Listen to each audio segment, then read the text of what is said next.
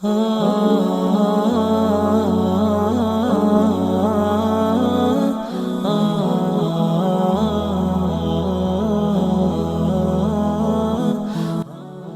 kembali akan menceritakan kisah tentang nabi-nabi Allah. Nabi satu ini termasuk dalam 25 nabi yang namanya tercantum di dalam Al-Quran. Kisahnya sangat menarik untuk disimak, karena setan bahkan sampai iblis turun tangan pun tak sanggup untuk menggoda manusia pilihan Allah Subhanahu wa Ta'ala ini. Ditambah lagi, nabi ini seringkali dikait-kaitkan dengan tokoh Buddha. Banyak yang beranggapan bahwa beliau adalah sosok Siddhartha Gautama yang menjadi pendiri dari agama Buddha. Untuk itu, di video kali ini, kita akan membahas tentang kisah Nabi Allah Zulkifli alaihi salam. Assalamualaikum warahmatullahi wabarakatuh. Sobat beriman yang dimuliakan Allah. Alangkah lebih baik jika sahabat sekalian bantu channel ini terus berkembang dengan cara like, komen, dan subscribe. Semoga kita selalu dalam keadaan sehat walafiat, dipanjangkan rezekinya, dan dimudahkan urusannya. Amin ya rabbal alamin. Nama Nabi Zulkifli disebutkan hanya 2 kali di dalam Al-Quran, yaitu di dalam surat Syad ayat 48. Dan ingatlah kan Ismail, Ilyasa, dan Zulkifli. Semuanya termasuk orang-orang yang paling baik. Kemudian di surat Al-Anbiya ayat ke-85. Dan ingatlah kisah Ismail, Idris, dan Zulkifli. Semuanya mereka termasuk orang-orang yang sabar. Meskipun Zulkifli tidak disebutkan secara tegas dalam Al-Quran bahwa beliau adalah seorang nabi, karena di kedua ayat tersebut nama Zulkifli disebutkan dengan pujian bersamaan dengan para nabi lainnya. Maka para ulama dan sejarawan menyimpulkan bahwa Zulkifli juga seorang nabi. Menurut pendapat dari Imam Ibnu Katsir, di dalam kitab Tafsir Al-Quran Al-Azim, beliau menegaskan bahwa Zulkifli adalah seorang nabi, utusan Allah Subhanahu wa Ta'ala. Alasan beliau, tidak ada seorang pun yang namanya disebut dalam deretan nama nabi-nabi, kecuali dia adalah seorang nabi. Akan tapi teman-teman, ada pula beberapa ulama yang menyebutkan bahwa Zulkifli bukanlah seorang nabi. Akan tetapi, beliau hanyalah seorang yang saleh dan adil. Di antara sekian banyak ulama yang berpendapat demikian adalah Imam Ibnu Jarir At-Tabari. Teman-teman, Zulkifli bukanlah nama sebenarnya. Itu adalah sebuah julukan atau nama kehormatan yang diberikan untuk seseorang. Di dalam kitab Ibnu Katsir, nama asli dari Zulkifli adalah Basyar atau Bashar. Disebutkan juga di sana bahwa Nabi Zulkifli adalah putra dari Nabi Ayub alaihi salam. Jadi nasab beliau adalah Basyar bin Ayub. Nasab lengkapnya adalah Basyar bin Ayub bin Amus bin Tawaf bin Rum bin Aish bin Ishak bin Ibrahim al-Khalil. Beliau hidup sekitar abad ke-16 sampai abad ke-15 sebelum Masehi dan diutus Allah Subhanahu wa Ta'ala kepada suatu kaum yang bernama Arami atau Amori. Kaum ini adalah bangsa Romawi kuno yang tinggal di wilayah sekitar Damaskus, Suriah, dan Yordania. Di sanalah Nabi Zulkifli melanjutkan tugas kenabiannya dari ayahnya, yaitu Nabi Ayub. Ini adalah pendapat dari Imam Ibnu Katsir. Namun, para ulama lain ada yang berbeda pendapat tentang kapan masa diutusnya Nabi Zulkifli ini. Kalau menurut Imam Ibnu Jarir At-Tabari, Nabi Zulkifli adalah penerus dari Nabi Ilyasa, yang hidup sekitar abad ke-9 Masehi.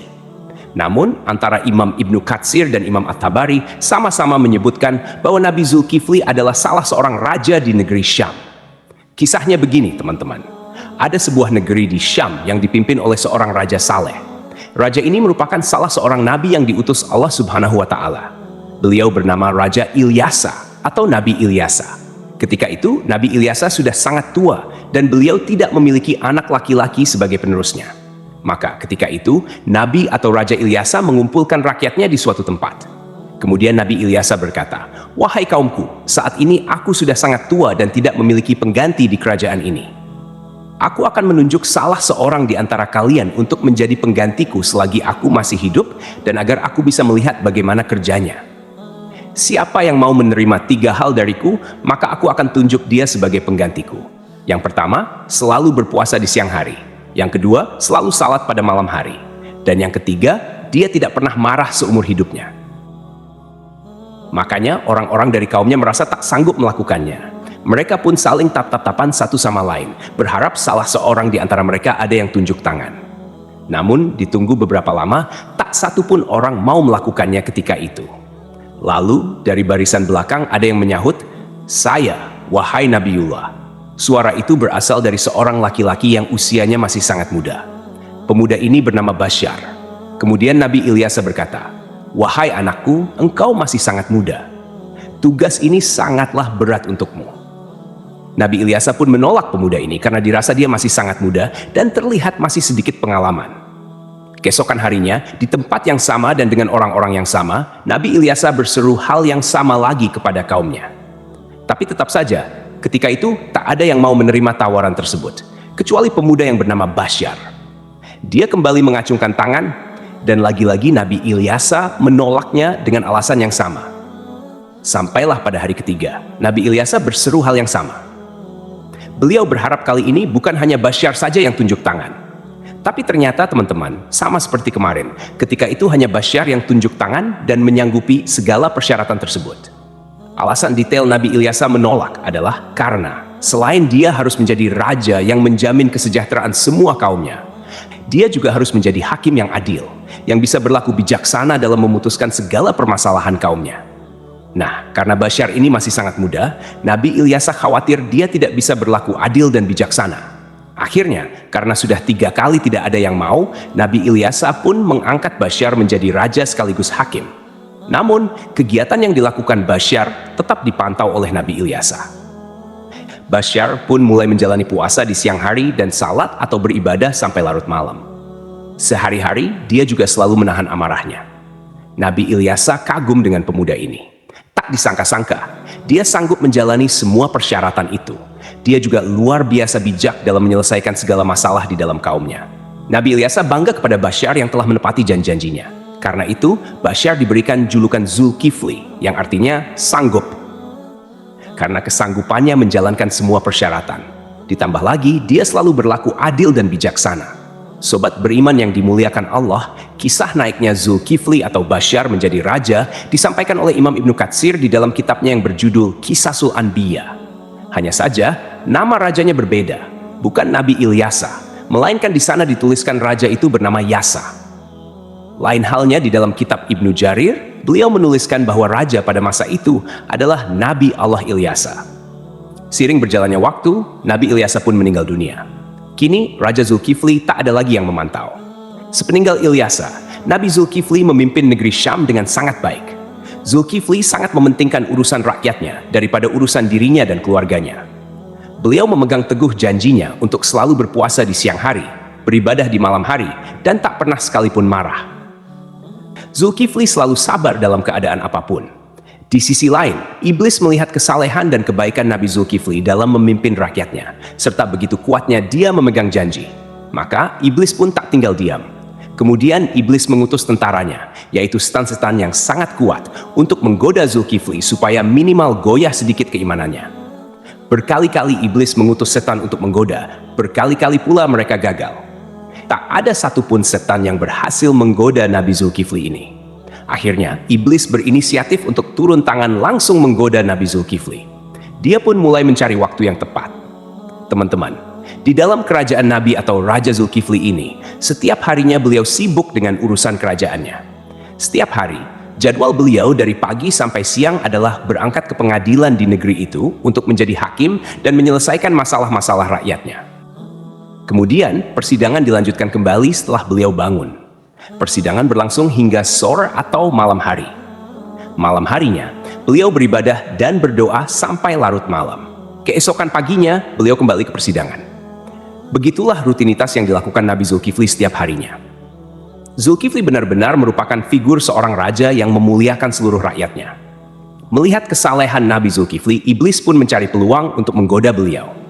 Kali ini, iblis berniat membuat Nabi Zulkifli marah, agar beliau melanggar janjinya kepada Nabi Ilyasa untuk tidak marah sama sekali. Akhirnya, pada suatu hari, iblis datang menemui Nabi Zulkifli dengan menyamar sebagai seorang kakek tua renta dan miskin. Hari itu, Nabi Zulkifli sedang merasa sangat lelah. Ketika jam istirahatnya tiba, beliau segera pulang lebih awal untuk tidur siang. Baru saja beliau hampir terlelap, iblis yang menyamar sebagai kakek tua mengetuk pintu kamarnya. Dari dalam kamar, Nabi Zulkifli bertanya, "Siapa itu?" Iblis menjawab, "Aku orang tua yang teraniaya." Nabi Zulkifli pun bangun dan membukakan pintu. Iblis kemudian mengarang cerita, mengaku bahwa ia mengalami banyak perlakuan semena-mena dari kaumnya. Ia terus bercerita panjang lebar, hingga waktu istirahat Nabi Zulkifli habis. Meski kelelahan, Nabi Zulkifli tetap mendengarkan cerita itu dengan sabar. Ketika tiba waktunya untuk kembali ke persidangan, Nabi Zulkifli berkata, "Wahai paman, engkau bisa meneruskan ceritamu nanti. Datanglah ke tempat persidangan sore ini. Aku akan membantu menyelesaikan masalahmu di sana." Nabi Zulkifli pun kembali ke persidangan dan menjalankan tugasnya sebagai hakim. Namun, ketika sore tiba, kakek tua itu tidak kunjung datang. Nabi Zulkifli menunggu hingga malam hari, tetapi kakek tua itu tetap tidak muncul. Beliau pun pulang ke rumah dengan pikiran bahwa mungkin kakek tua itu akan datang esok hari. Keesokan harinya, Nabi Zulkifli seperti biasa duduk di persidangan untuk menyelesaikan permasalahan rakyatnya. Beliau menunggu hingga siang, tetapi kakek tua itu tetap tidak datang. Ketika waktu istirahat tiba, Nabi Zulkifli menutup sementara majelisnya dan pulang untuk tidur siang. Namun, baru saja beliau tertidur, kakek tua yang sama kembali mengetuk pintu. Nabi Zulkifli membuka pintu dan berkata dengan lembut, "Wahai paman, bukankah sudah kukatakan padamu kemarin, datanglah ketika aku di persidangan. Aku akan menyelesaikan masalahmu di sana." Namun, kakek tua itu kembali mengarang cerita, berbicara panjang lebar hingga waktu istirahat Nabi Zulkifli habis untuk kedua kalinya. Meski sangat lelah, Nabi Zulkifli tetap sabar. Beliau berkata, "Wahai paman, datanglah ke majelisku sore ini. Aku akan menunggumu di sana untuk menyelesaikan masalahmu." Kakek tua itu pergi dan Nabi Zulkifli kembali ke persidangannya. Karena tak sempat istirahat, beliau tampak sangat lelah dan mengantuk. Ketika sore tiba, Nabi Zulkifli mencari kakek tua itu di tempat persidangan. Tetapi kakek tua itu tidak datang lagi. Nabi Zulkifli berdoa kepada Allah Subhanahu wa Ta'ala agar diberikan kesabaran dan keteguhan hati, sehingga beliau tidak marah. Pada hari ketiga, ketika waktu istirahat tiba, Nabi Zulkifli pulang dengan cepat. Hari itu, beliau merasa sangat lelah, bahkan lebih lelah dari hari sebelumnya. Sebelum beristirahat, Nabi Zulkifli mempesan kepada para pengawalnya dan seorang anggota keluarganya, "Jangan biarkan siapapun mendekati pintu ini. Aku ingin tidur. Hari ini, aku sangat lelah." Baru saja Nabi Zulkifli tertidur, iblis yang menyamar sebagai kakek tua kembali datang dan mengetuk pintu. Namun, penjaga pintu dengan tegas berkata, "Hai paman, raja sedang istirahat. Beliau tidak ingin diganggu." Kakek itu berusaha memaksa masuk dengan alasan, "Aku sudah memiliki janji dengan raja untuk bertemu hari ini." Namun, penjaga tetap tidak mengizinkannya dan memintanya menunggu hingga waktu istirahat selesai. Iblis pun pergi, tetapi kemudian dia menemukan sebuah lubang di atas kamar Nabi Zulkifli. Melalui lubang itu, iblis memanjat dan masuk ke dalam kamar Nabi Zulkifli yang sedang tertidur. Iblis mendekati Nabi Zulkifli untuk membangunkannya, dengan tujuan membuat beliau marah. Saat terbangun, Nabi Zulkifli melihat kakek tua itu dan bertanya, "Hai paman, apa yang kau lakukan di kamarku? Bukankah aku telah menyuruhmu untuk menemuiku di persidangan?" Hampir saja Nabi Zulkifli marah, tetapi beliau menahan amarahnya dengan sekuat tenaga. Melihat Nabi Zulkifli tetap sabar, iblis merasa putus asa. Lalu iblis berkata, "Wahai raja, coba lihat aku. Apakah engkau tidak mengenali siapa aku?" Nabi Zulkifli memperhatikan lebih jelas dan berkata, "Engkau pasti musuh Allah." Kakek tua itu menjawab, "Benar, aku adalah iblis. Engkau membuatku tak berdaya dalam segala hal. Aku melakukan ini semua untuk membuatmu marah agar kau melanggar janjimu." Namun, iblis akhirnya menyerah karena tidak berhasil membuat Nabi Zulkifli marah. Lalu ia pergi meninggalkan kamar tersebut. Cobaan dari kaum yang menentang. Selain gangguan dari iblis, Nabi Zulkifli juga menghadapi cobaan lain berupa pemberontakan dari sebagian kaumnya. Beberapa orang dari kaumnya menentang kekuasaannya dan berencana menghancurkan kerajaannya. Mereka bahkan ingin Nabi Zulkifli turun dari jabatannya sebagai raja. Melihat situasi ini, Nabi Zulkifli mengumpulkan pasukannya untuk melawan para pemberontak. Sayangnya, sebagian besar kaumnya enggan ikut berperang karena takut mati di medan perang. Mereka memberikan syarat yang hampir mustahil, yaitu jaminan bahwa mereka akan tetap hidup dan tidak terbunuh selama pertempuran. Nabi Zulkifli pun berdoa kepada Allah Subhanahu wa Ta'ala, memohon agar seluruh pasukannya diberikan keselamatan. Dalam pertempuran yang berlangsung sengit, doa Nabi Zulkifli dikabulkan oleh Allah. Tidak ada satupun anggota pasukannya yang gugur dan pasukan Nabi Zulkifli berhasil meraih kemenangan. Keberhasilan memimpin kerajaan. Setelah kemenangan itu, kerajaan Nabi Zulkifli menjadi lebih tentram dan sejahtera. Nabi Zulkifli memimpin dengan keadilan dan kebijaksanaan, menjalani hidup dengan sederhana, serta selalu mementingkan kesejahteraan rakyatnya. Beliau dikenal sebagai pemimpin yang sabar, tidak pernah marah, dan selalu memegang teguh janjinya. Dalam tafsir Imam At-Tabari, disebutkan bahwa Nabi Zulkifli adalah penerus dari Nabi Ilyasa. Namun, sebagian ulama lainnya meyakini bahwa Nabi Zulkifli adalah orang yang sama dengan Nabi Yehezkiel, yang dimakamkan di Babilonia, di sebuah tempat bernama Al-Kifo, yang kini berada di kawasan Irak. Abdullah Yusuf Ali dalam The Holy Quran menyebutkan bahwa kata Kifli adalah bentuk Arab dari Yehezkiel, yang berasal dari bahasa Ibrani.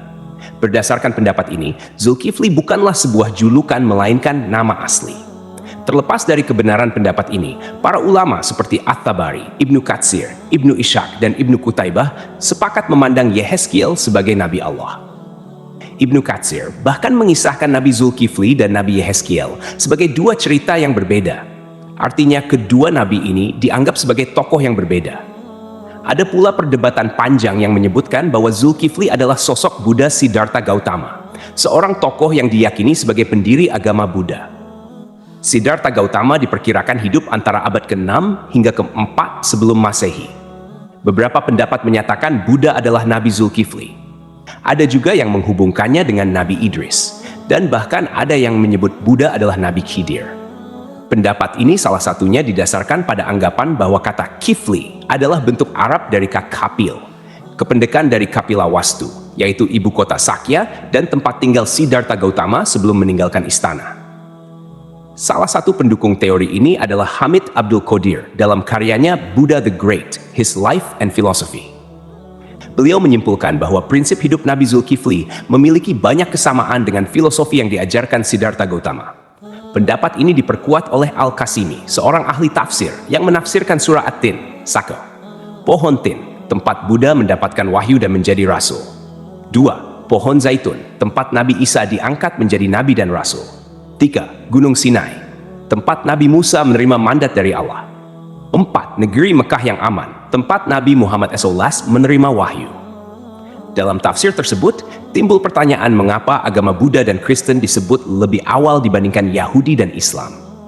Ibnu Taimiyah menjelaskan bahwa hal ini karena agama Buddha berada lebih jauh dari kebenaran, kemudian Kristen dan Yahudi lebih mendekati, sedangkan Islam disebut terakhir karena kesempurnaannya. Namun, ada juga pendapat lain yang menghubungkan Buddha dengan Nabi Khidir. Dalam Al-Milal wa An-Nihal yang ditulis oleh Asy-Syahrastani, dijelaskan bahwa jika ajaran-ajaran Buddha benar, maka ia memiliki banyak kesamaan dengan Nabi Khidir. Adapun pendapat yang menyatakan Buddha adalah Nabi Idris didasarkan pada beberapa kesamaan, seperti aturan memakai jubah kebikuan. Dalam kitab Mustadrak Al-Hakim dari Ibnu Abbas, dikatakan bahwa Nabi Daud adalah seorang pembuat perisai, Nabi Adam seorang petani, Nabi Nuh seorang tukang kayu, Nabi Idris seorang penjahit, dan Nabi Musa seorang penggembala. Sementara itu, Siddhartha Gautama yang dikenal sebagai Buddha adalah seorang pangeran, putra Raja Sudodana. Pada usia 7 tahun, Pangeran Siddhartha memiliki 3 kolam bunga teratai, yaitu kolam bunga teratai biru, Upala, kolam bunga teratai merah, Paduma, dan kolam bunga teratai putih, Pundarika. Kata Atsidar, Sidra, atau Sidar yang merujuk pada makna bunga teratai menjadi hal yang patut diperhatikan, terutama bila dikaitkan dengan Nabi Idris. Kisah sang Buddha yang mencapai kesempurnaan menuju nirwana dianggap memiliki kesamaan dengan Nabi Idris yang mencapai surga Allah tanpa melalui kematian. Pada suatu malam, Pangeran Siddhartha memutuskan meninggalkan istananya dan menjalani hidup sebagai seorang pertapa. Di usia 40 tahun, beliau dikatakan diangkat sebagai nabi. Sebagaimana nabi-nabi lainnya, Buddha Gautama juga meramalkan kedatangan Nabi Muhammad SAW. Dalam ajarannya, ia menyebutkan tentang Buddha Maitreya. Aku bukanlah satu-satunya Buddha. Selepas aku akan lahir seorang Buddha lagi yang dikenal dengan nama Maitreya. Dia akan memiliki banyak sifat-sifat mulia dan utama. Sejarawan Muslim bernama Al-Biruni yang pernah tinggal bertahun-tahun di India mencatat dalam kitabnya Al-Hind bahwa para penganut Buddha di India tidak menganggap Buddha sebagai Tuhan, melainkan hanya seorang nabi. Demikianlah kisah Nabi Zulkifli yang dihubungkan dengan Siddhartha Gautama. Semoga kisah ini bermanfaat. Mohon maaf atas segala kekurangan. Yang benar datangnya dari Allah SWT, sedangkan kekhilafan berasal dari saya sebagai manusia biasa. Sampai jumpa pada kisah-kisah seru lainnya. Wassalamualaikum warahmatullahi wabarakatuh.